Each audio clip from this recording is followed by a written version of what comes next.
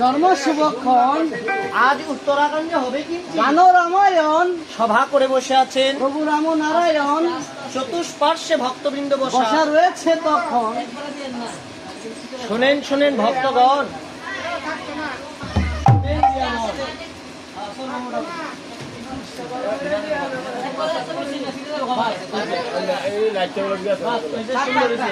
আর কথা বললেন না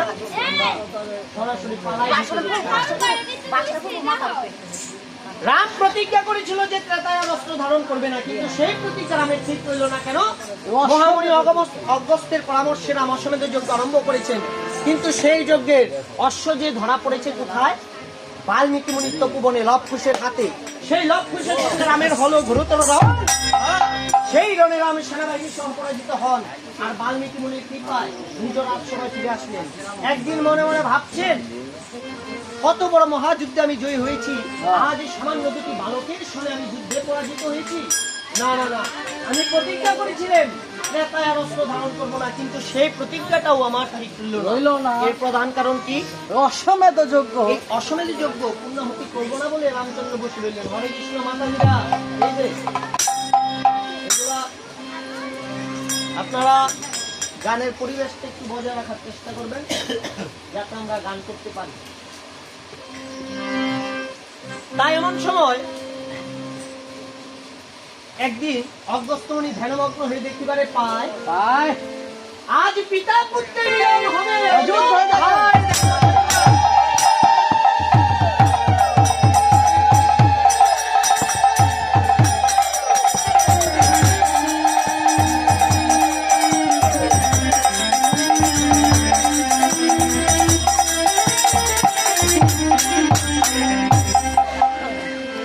তাই মুনি ঠাকুর ভাবে মনে মন মন, আমি যদি কার্যটা না ঘটাই তবে গুসাই কার্যটা ঘটাবে কুঞ্জন। তাই মুনি ঠাকুর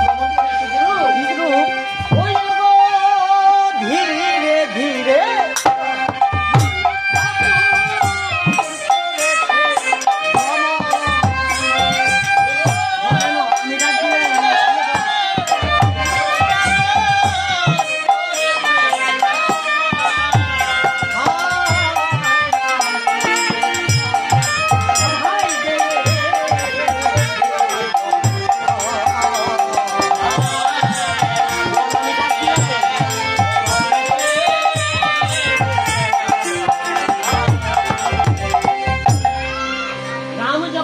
ঠাকুরকে দেখিল, পাদদর্ঘ দিয়ে ঠাকুরের চরণ বন্দিল, চরণ বন্দিয়া ঠাকুরকে বসতে দিল সুবর্ণের আসন। সিটে ডাউন প্লিজ। কিসের সিটে ডাউন? সিটে ডাউন এ মনে করেন যে গুছা যারা খারাপ রয়েছে চেয়ার বই রয়েছে এখন কইছে নিচে বইতো ইংলিশে কইছি তা বুঝতেন না আপনি ইংলিশে বলেন আমরা অবশ্যই আমি তো মনে হচ্ছে আজকে ইংলিশে গামু আপনার লেগে বাংলায় রয়েছি অনেক ভক্তবৃন্দ আছে তাদের কোমরে একটু সমস্যা তাই তারা ইয়াতে বসছে কিন্তু মূলত কীর্তন বা পাঠ শুনতে হলে অবশ্যই আপনাকে মাটিতেই বসতে হবে না হলে প্রেমটা আসে না কারণ আমরা মাটির মানুষ তো মাটিতে বসলেই ভালো তো তাই এমন সময় মনে মনে ভাবছেন যে আপনাকে স্বর্ণ সিংহাসন দিলাম আপনি এখানে বসলেন না কেন বলতেছে রামচন্দ্র এই স্থানটা প্রাপ্তি হয়ে গেছে সেই জন্য আমি এখানে বসবো না না আপনি জানলেন কি করে এই স্থানটা প্রাপ্তি হলো তাহলে তো তোমাকে ভেঙে বলতে হবে ও গো আরম্ভ গো ক্রিয়া করব যে করে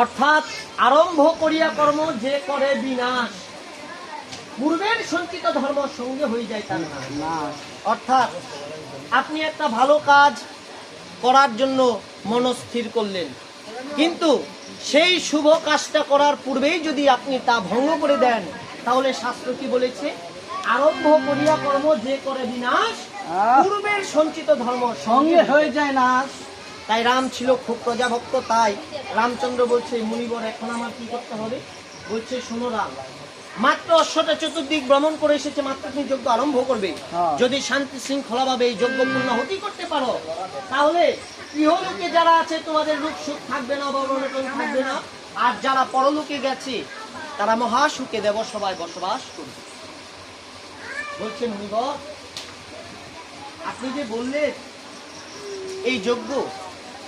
এই যজ্ঞ করলে কি হয় এক পালা রামায়ণ কীর্তন শ্রবণ করলে হয় যে ফল আর একটা অশ্বমেধ যজ্ঞ পূর্ণাহুতি দিলে হয় সেই ফল আমাদের কলিযুগে এখন তো আর যজ্ঞ করার মতো কারো সামর্থ্য নেই তাই আমাদের নাম সংকীর্তনের ভিতরে ডুবে যেতে হবে এটাই আমাদের মুক্তির একমাত্র পথ তাই এমন সময় রামচন্দ্র যজ্ঞ নির্মাণ কাজে ব্যস্ত হয়ে পড়লেন রাম বলে অশ্বমেধ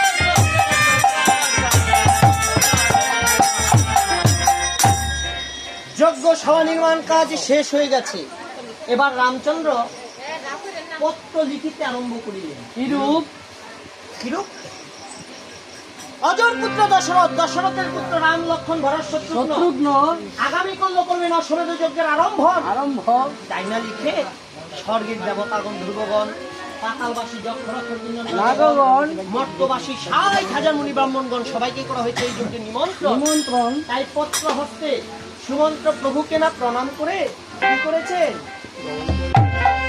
সুমন্ত্র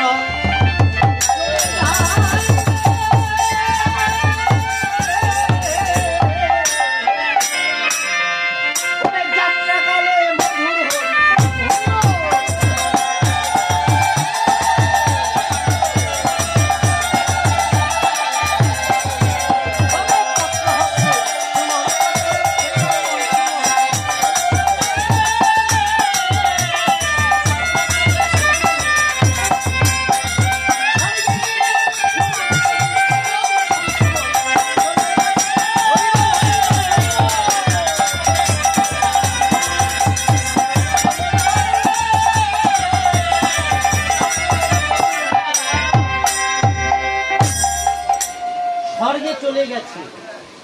পত্র দিয়েছে দেবরাজ ইন্দ্রের হাতে। হাতে পত্র পাঠ করে দেবরাজ মহাসন্তুষ্ট হলো। হলো সবাইকে নিয়ে যাবো বলে সুমন্তকে আবার বিদায় বিদায় করে করে দিল। আবার পত্র হস্তে সুমন্ত গমন করেছে গুরু। ওরে পত্র হস্তে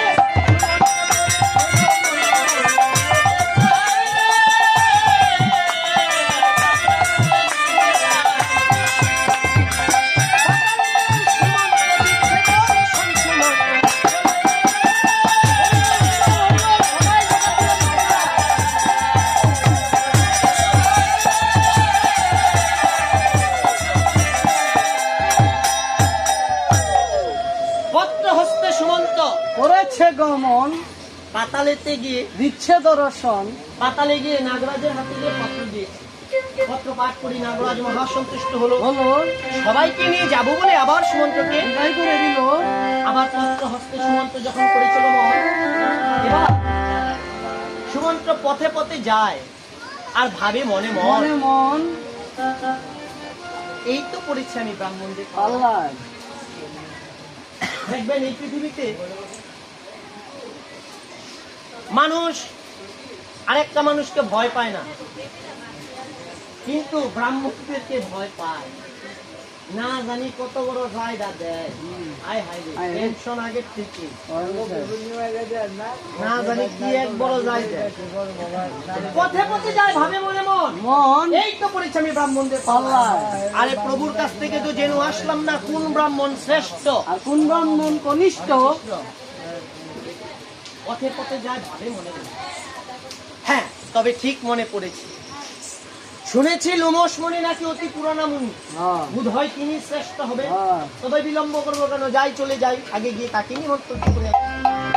এই ভেবে সুমন্ত করেছিল মন, লোমস মুনির আশ্রমে গিয়ে দিচ্ছে দর্শন গিয়ে দেখিবারে পায় মুনি ঠাকুর কি করেছেন জানেন? কি করেছে? মুনি ঠাকুর এক খানা ঘর প্রস্তুত করে নাও খাইয়ে ভাঙা কোলা মাথায় দিয়ে তপস্যা করছে। মনে মনে ভাবছে, এই চৈত্র মাসের কাঠফাটা রোদ্রে ঠাকুরের এমন কি হলো যে ভাঙা কোলা মাথায় দিয়ে তপস্যা করতে হলো? এর মধ্যে তো একটা ঘোর রহস্য আছে।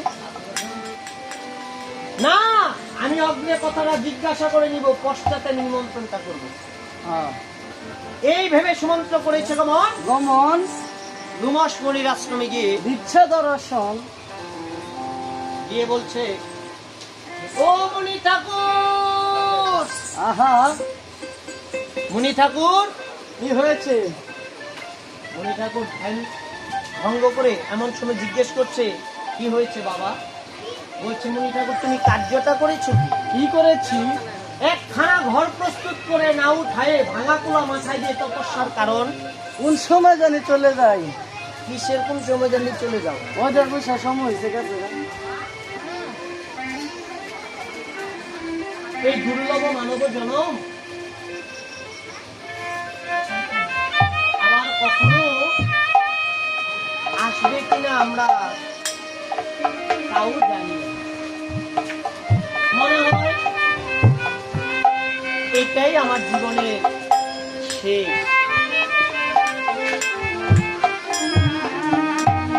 আর হয়তোবা মানব জনম নাও পেতে পারি। এটাই আমার জীবনের শেষ সময়।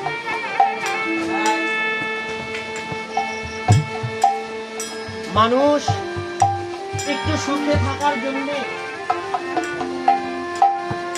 মানুষ কত কিছু করে। একটা ভালো থাকার ঘর তৈরি করার জন্য মানুষ বিদেশ চলে যায়। 5 বছর, 10 বছর, 15 বছর, অনেকে তো বিদেশ থেকে আসতেও চায় না।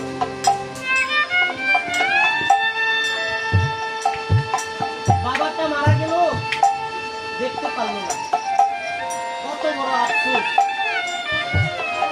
কিন্তু উদ্দেশ্য নিয়ে যায় যাতে ভালো একটা থাকার একটা ঘর তৈরি করতে পারে। কিন্তু এই ঘরটাতে আপনি কতদিন বসবাস করতে পারবেন? হাসন রাজা একটি গান লিখেছিল না, লোকে বলেও বলে রে ঘর বাড়ি বানানা আমার, কি ঘর বানাইবো আমি শূন্যেরই মাথা। চারিদিকে যেদিকেই চাই যেন শূন্য মনে হয়, কেউ কারো আপন নাই। দুদিনের দুনিয়ায় আজকে মরলে কাউকে দুদিন, বাচ্চাগুলোকে চোখরা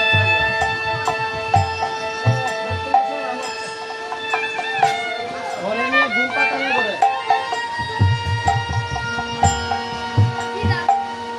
তাহলে দেখেন চিন্তা করলে গান হবে।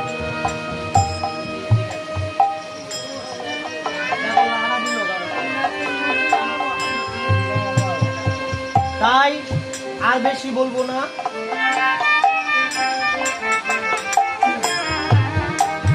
এই মানব জনম হেলায় হেলায় শেষ হয়ে গেল। আর কি হবে মানব জনম? আমি বলবো সাধুর মেলে। আমরা এখানে কত কত মানুষ দেখতে পাচ্ছি, একটা মানুষের সাথে আরেকটা মানুষের চেহারার কোনো মিল নেই। একই মায়ের ঘর থেকে জন্মগ্রহণ করে কিন্তু একটা সন্তানের সাথে আরেকটা সন্তানের চেহারার কোনো মিল নেই। এই যে মানুষগুলো বসে আছে সবগুলো এক একটা আত্মা। এই আত্মা কি পবিত্র আত্মা নাকি অপবিত্র আত্মা? মাগো, আপনার দেহের মধ্যে একটু ময়লা লাগলে আপনি হুইল পাউডার দিয়ে আপনি সেটা ধৌত করতে পারবেন, সাবান লাগিয়ে সেটা ধৌত করতে পারবেন। মনের ময়লা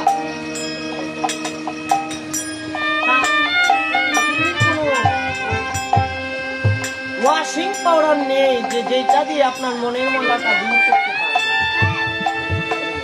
মনের ময়লা দূর হবে কিসে? একমাত্র সাধু সঙ্গ করলে। আজকে এই যে পরিবেশটা, এটা একটা বৃন্দাবন ধাম তৈরি হয়ে গেছে। এই যে মানব দেহ পর নিরীক্ষণ চতুর্বিংশে তত্ত্বে ইয়া হয়েছে গঠন। পঞ্চভূত স্বরূপ একত্র করিয়া তাহার মধ্যে দশেন্দ্রিয় লইবে ধরিয়া মহাভূত অহংকার সহকারী মন, এই 24 তত্ত্বে মানব দেহ সহস্রার পদ্মে হয় সহস্রের দল, মধ্যে একটা রামেশ্বর গুলকমণ্ডল, নাসামূলে বিরল পদ্ম রূপখণ্ডে মাখি, কণ্ঠ জুড়ি 16 দল পদ্ম দিল রাখি, ঋক পদ্ম বিরাজিত দ্বাদশ যুগলে, কুলকুণ্ডলিনী 10 দল নাভিমূলে, নাভি নিম্ন ভাগে আছে এক সরোবর, অষ্টদল পদ্ম আছে তাহার ভিতর, তাহার মধ্যে আছে নারী 3.5 কোটি, 72,000 নারী তাকে আছে 8টি, তাহার মধ্যে 700 প্রধান যে হয়, শতাধিক 24 নারী তাকে শ্রেষ্ঠ নয়।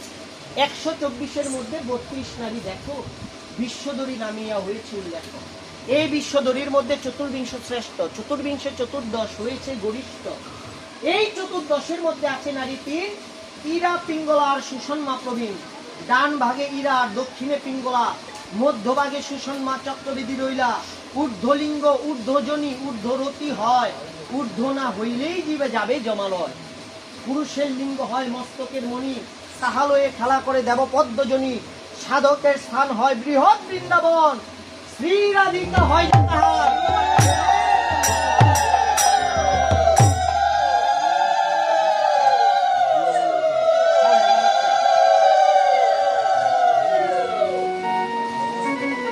দেহতত্ত্বমা এই যে বাবা লোকনাথ ব্রহ্মচারী আজকে একটা দিন গেল নাকি না, মানুষ হয়ে এসেছিল, মানুষ হয়ে এসেছিল নাকি না?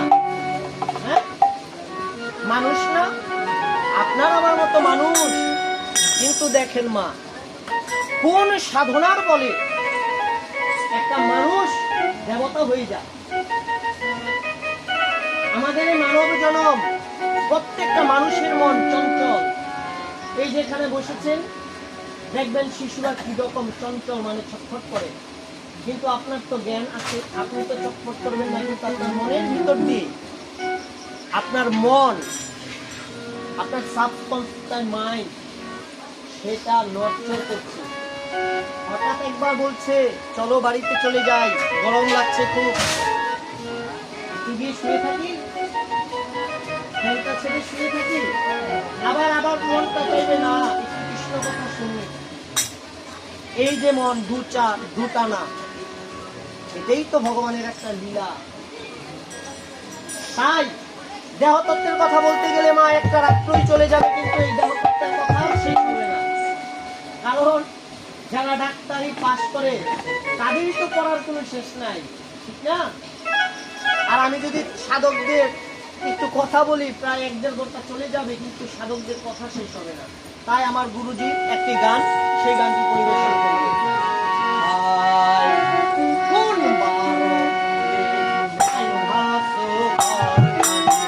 মিঠা দুনিয়ার মাঝে কোন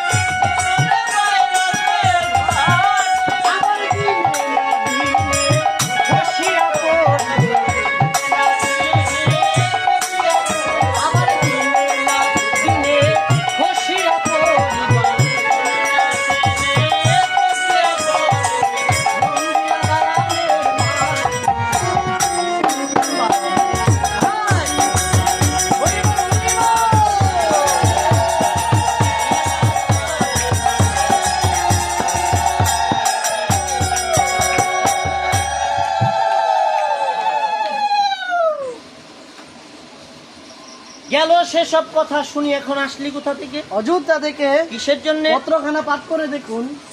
পত্রে দেখা যাচ্ছে তপোবনের সবাইকেই করা হয়েছে নিমন্ত্রণ, তবে বৃথা কেন তপোবনে তুই করবি পরিশ্রম, আমি যুগ বলে করে দিব সবাইকে নিমন্ত্রণ, তুই অন্যত্র চলে যা। এই কথা বলে সুমন্ত্রকে পাঠিয়ে দিয়েছে। আর সুমন্ত্র এদিকে ঠাকুরকে বলছে, ঠাকুর দেখো কেউ যেন বাদ না থাকে। না সবারই কম বুঝছে কাকে কাকে করবেন? প্রথমে কমে সার মনে উলারে কি হারমোনিউলা জিগানতে গীতা শিখছে ইলা ইদা বাজে হারমোনিয়াম আমনে কোন হারমোনি জিগানা গীতা শিখছে সারেগামা। তো সারে গামা দেখো তো সার মনে হারা গামা তো হারমোনি কইলাম হইল বুঝছেন না আর কারে কইবেন? এ বেলা যারে কি এর বেলাজারে কইবেন? কি কয়টা রে এই বাজায় বেহেলা আমনে কোন বেলাজা। বুঝা মুয়ে যায় না কি করবো পরে করবো বুঝা ফিনকুডে রে পিনকোড কি? এটা হলো ওদের দেয় না নাম্বার টিপে এটা ফিনকুড দেয় আরে বুকা এটা তো কিবোর্ড। ও কিবোর্ড পরে করবো কাত্তালিও রে কি এর কাটতালি এটা করতাল বাজায়। ওই লাম্বা জোরে না এটা কাত্তালি কইলাম ও যা যা বুঝায় ভালোই বুঝে। বুঝায় আবার ইংলিশও মাঝে মধ্যে জানে, বুঝছেন নি? অবশ্যই আমি অনেক উচ্চ শিক্ষা শিক্ষিত যা। তাই এমন সময় বলতেছে, যাক সবাইকে নিমন্ত্রণ করবো, ঠিক আছে চলে যান। এই বলে সে করেছে গমন। রামচন্দ্র সবাইকে দিচ্ছে দর্শন। দর্শন। রামচন্দ্র বলছে, বাবা সুমন্ত তুমি অনেক ক্লান্ত হয়ে পড়েছো, হ্যাঁ। তুমি যে একটু বিশ্রাম করো। পবনপুত্র হনুমানকে ডেকে ডেকে বলছে, পবনপুত্র হনুমান তুমি তাড়াতাড়ি শীঘ্র করে করো আগমন। এসে বলছে, প্রভু এখনো আমার 3 জন মিত্র বাকি রয়েছে। কে কে?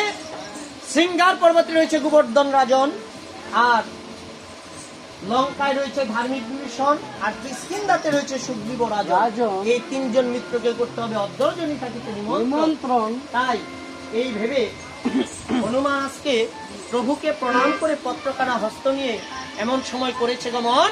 গমন প্রথমে চলে গেছে কিষ্কিন্ধাতে, পত্র দিয়েছে সুগ্রীব রাজার হাতে। পত্র পাঠ করে সুগ্রীব রাজা মহাসন্তুষ্ট হলো। হলো সবাইকে নিয়ে যাব বলে আবার হনুমানকে বিদায় করে দিল আবার পত্র হস্তে হনুমান করেছে গমন।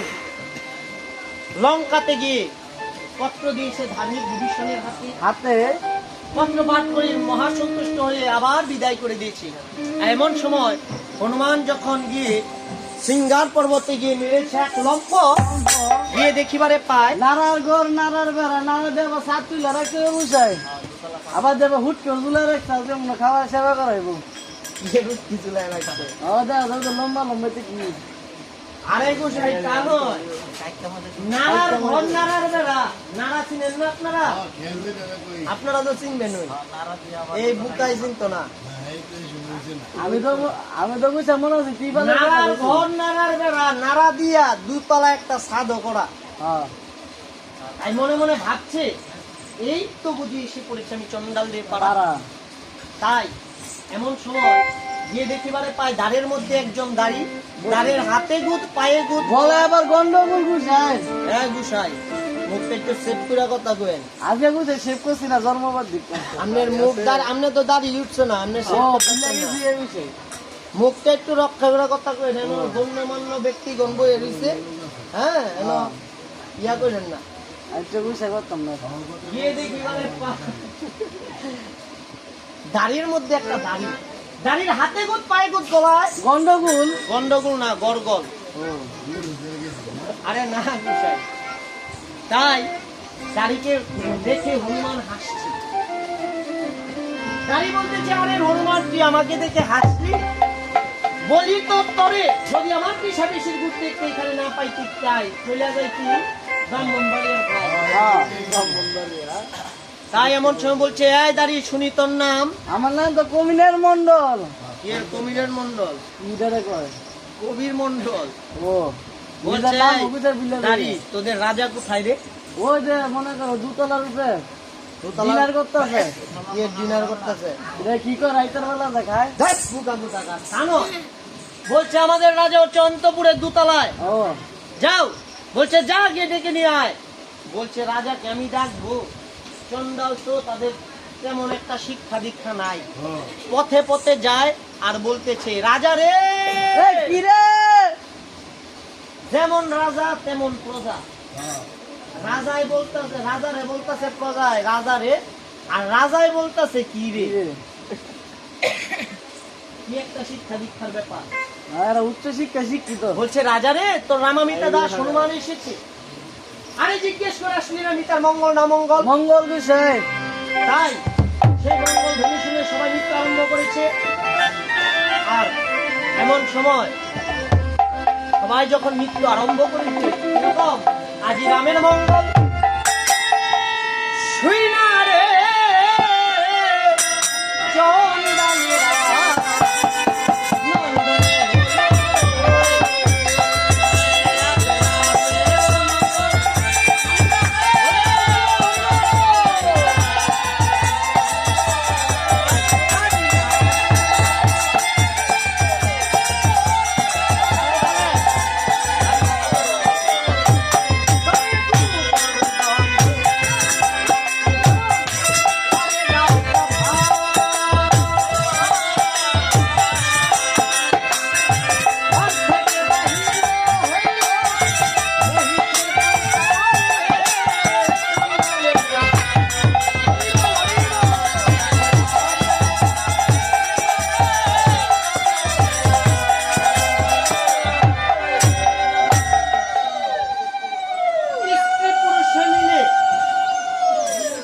তারা নৃত্য আরম্ভ করেছে।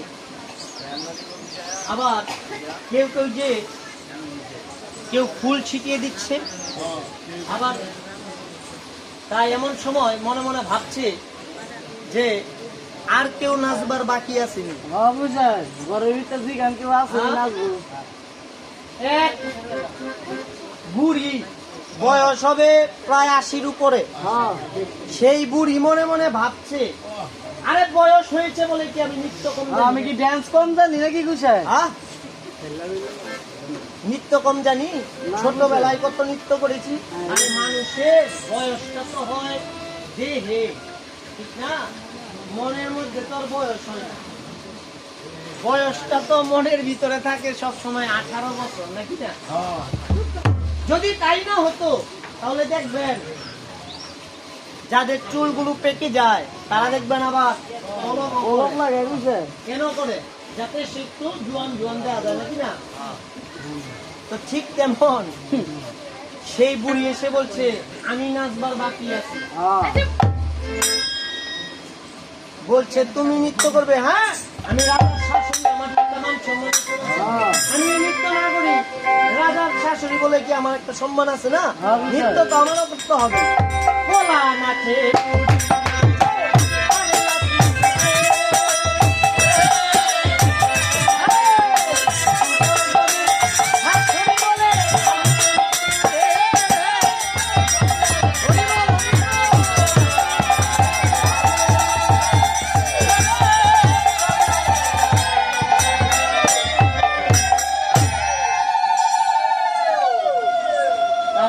ভাবে নৃত্য আরম্ভ করেছে। আর এই নৃত্যর কোলাহল শুনে হনুমান মনে মনে ভাবছে মনে হয় ভিতরে কোনো একটা গন্ধ গাইজা লাগছে বুঝাই।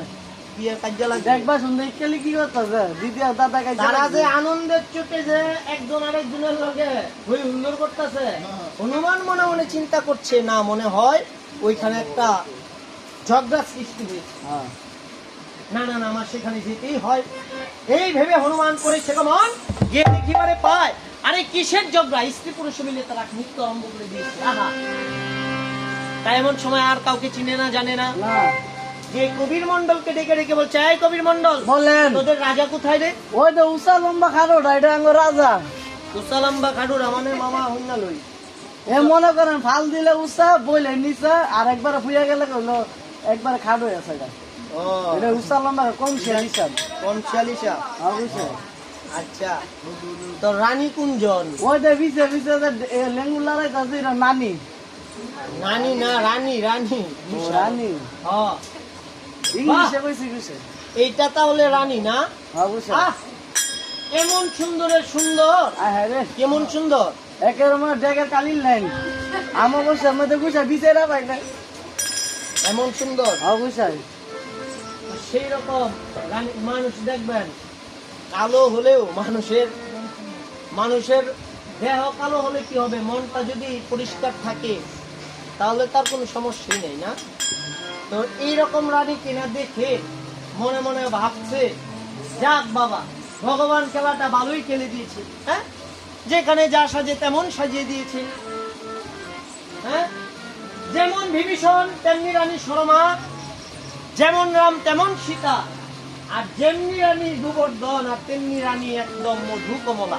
হ্যাঁ। এমন সুন্দরের সুন্দর বাবা, যাক খুব ভালো। এমন সময় গিয়ে বলছে আর কাউকে চিনে না জানে না, এই রাজাকে গিয়ে প্রণাম করেছে, তার পায় আশীর্বাদ করেছে তাকে, হস্ত দিয়ে গায়।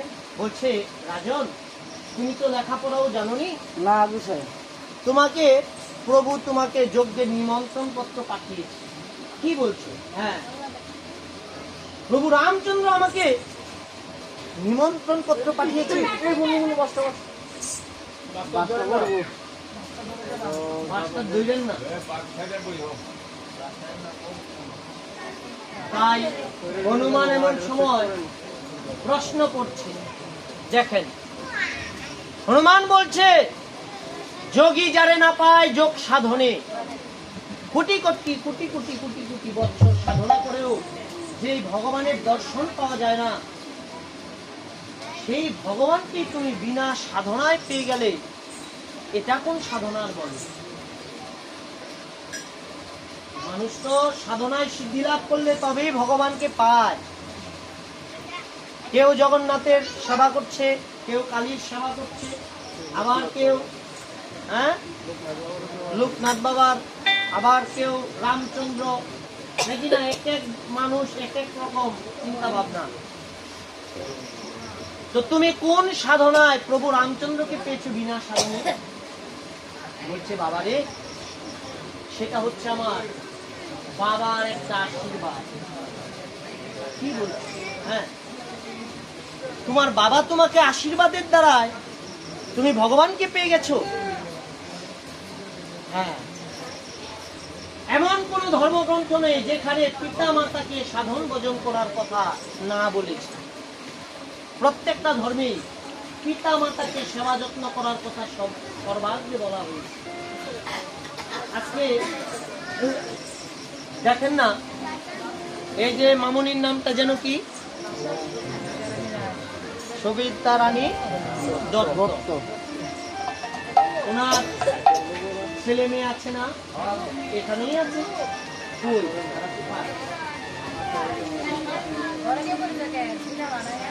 আজকে এখানে বসে আপনি রামায়ণ কীর্তন শ্রবণ করুন, মাটিতে বসে। আপনার বোনগুলো কোথায়? তাদেরকে নিয়ে একসাথে পারিবারিক ভাবে শুনবেন।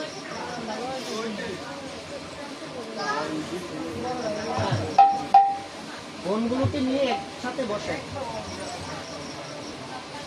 বাবার আশীর্বাদের ফলে সে প্রভু রামচন্দ্রকে পেয়ে গেছে বিনা সাধনা।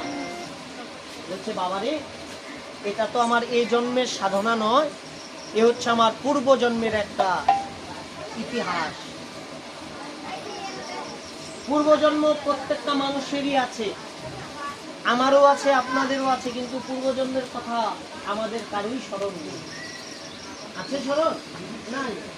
সকালে কি দিয়ে ভাত খেয়েছি সেটাই স্মরণ নাই, পূর্বজন্মের কথা কিভাবে মনে থাকবে? সে বলা আরম্ভ করে দিয়েছে চক্ষুর মৃত্যু হলে পূর্বজন্মের কথা। আমি তখন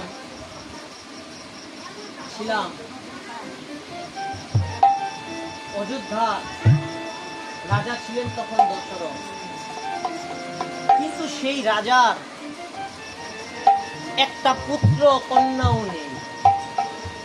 এই পৃথিবীতে আপনারা দেখবেন যাদের সন্তান থাকে না, তাদের চেয়ে দুঃখী মনে হয় এই পৃথিবীতে কোনো মানুষ নেই। কত মানুষের কাছে যায় একটুখানি শুধু যাতে একটা সন্তান হয়, মেয়ে হোক বা ছেলে হোক, একটা সন্তান যাতে হয়।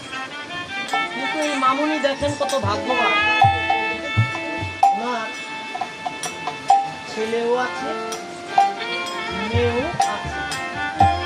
ওই তারা দুটি ভাই বোন কোথায় দেখলাম না তো,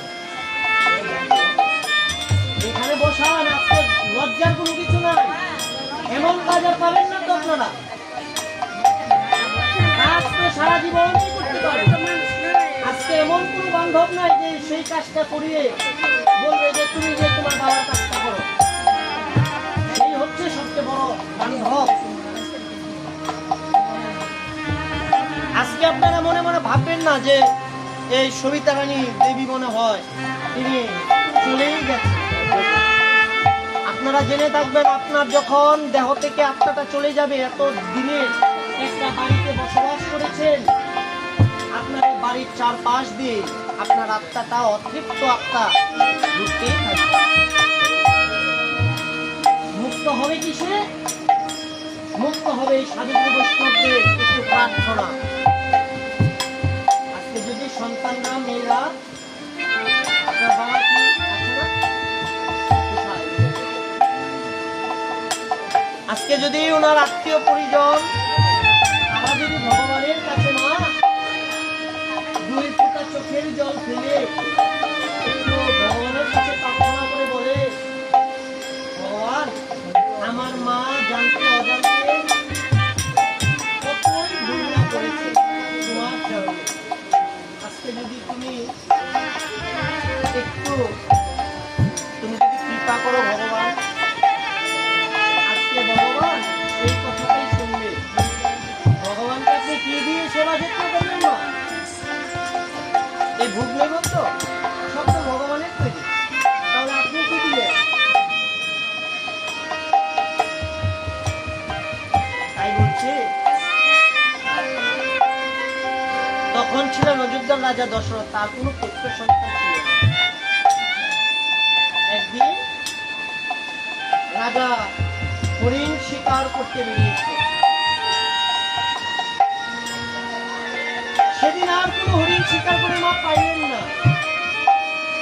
অবশেষে ঘুরিতে ঘুরিতে একটা অন্ধকের বনে চলে গেছে। সেই বনে বাস করিত পিতা অন্ধমুনি, মাতা অন্ধিনী। তাদেরই কোলে নয়নের মণি, নাম তার সিন্ধুমণি। সেই ছোট্ট সিন্ধুমণি ছেলেটি প্রতিদিন বাবা মাকে এক আসনে বসে সকাল বেলায় মাতৃ দর্শন করে, পিতৃ দর্শন করে প্রতিদিন মায়ের চরণে